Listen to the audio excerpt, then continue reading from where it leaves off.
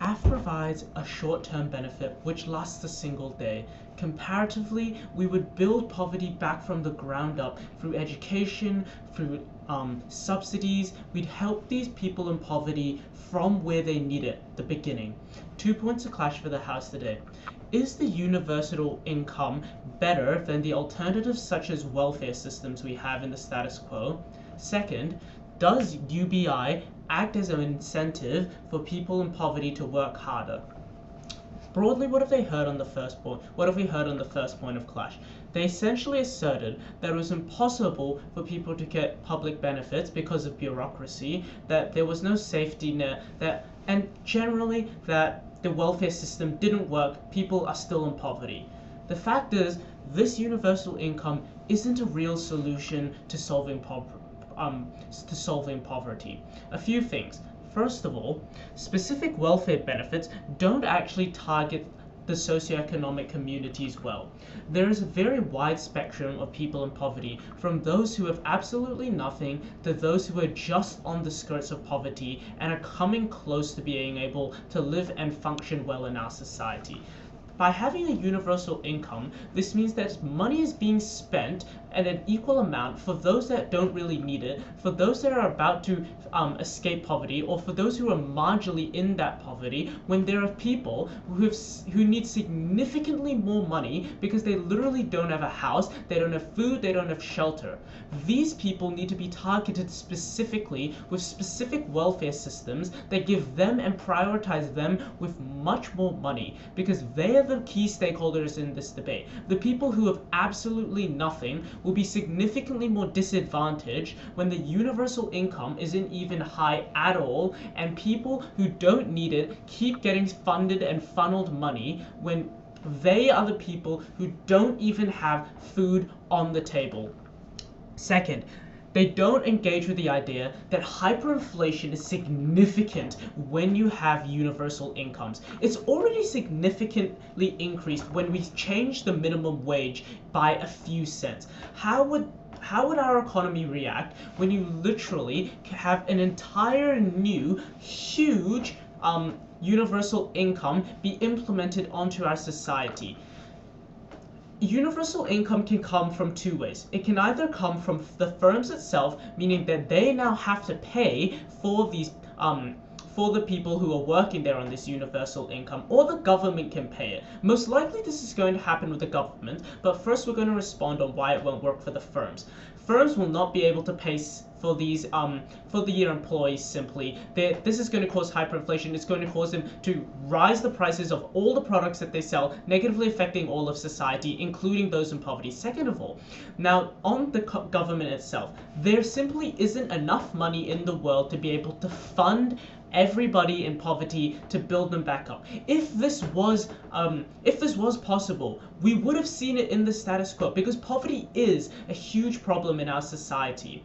But the plain fact is, this world doesn't have enough money to be able to help people in poverty. We have specific welfare systems that do aim in targeting and helping people in poverty, but if we were able to just give everybody $100,000 a year, we would. Our society is inherently good in that sense, but the fact is we don't have those sorts of resources, and we have to look at the alternative sides of helping people in poverty.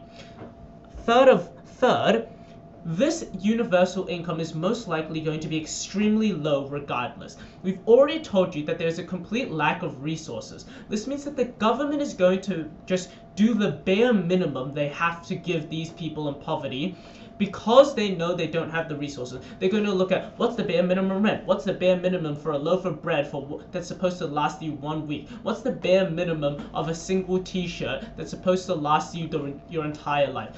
These are the sorts of analysis they're going to be doing in the government to be able to determine this sort of universal income.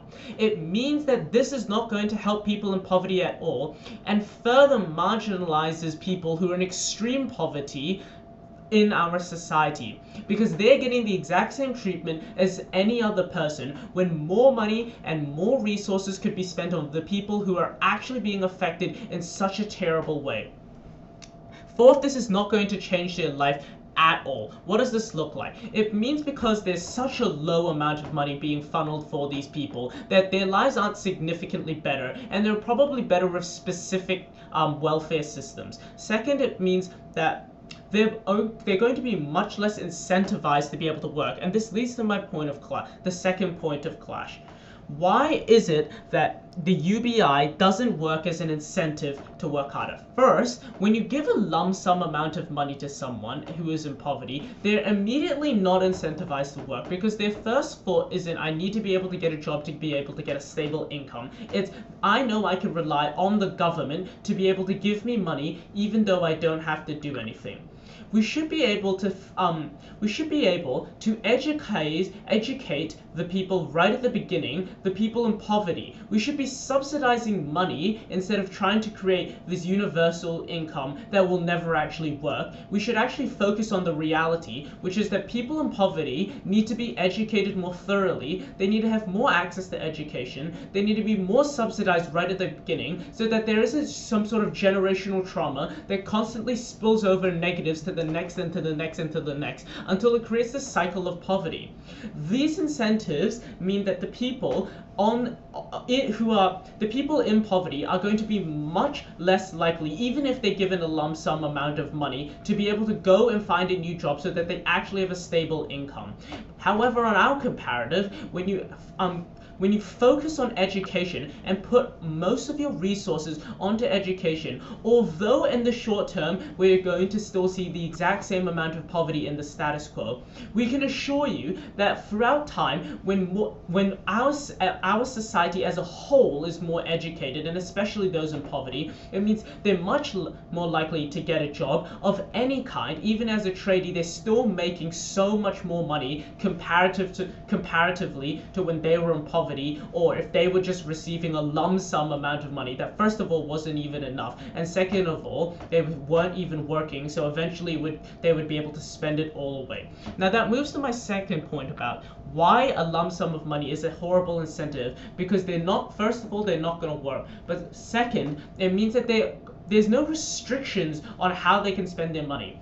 We see that with specific welfare systems, where you spend the money is actually really important, and you can't spend it on things that are really needless. But when you're given this huge lump sum amount of money, and not every single week, you're so incentivized to just spend it all, and then now you don't even have any money for the rest of the year. This is significantly worse on their side of the house. A lump sum of money simply isn't the best way to do it. On our side of the house, we've proposed to you that this comparative, that any resources that would have gone to subsidizing or researching into a UBI should go into the education, should go into actually subsidizing these communities, because these key stakeholders in poverty are suffering every single day, and giving this false glimmer of hope in the form of a UBI isn't going to help them at all.